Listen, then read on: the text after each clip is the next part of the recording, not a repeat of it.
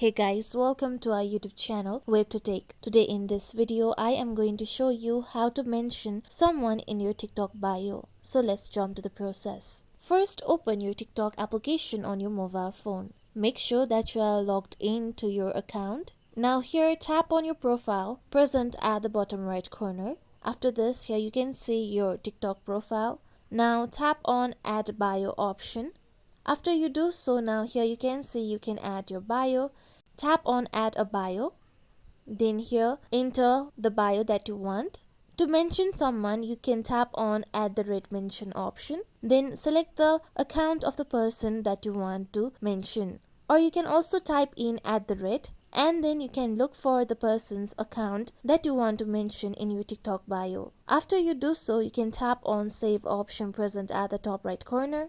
With this, you'll be able to mention someone in your TikTok bio.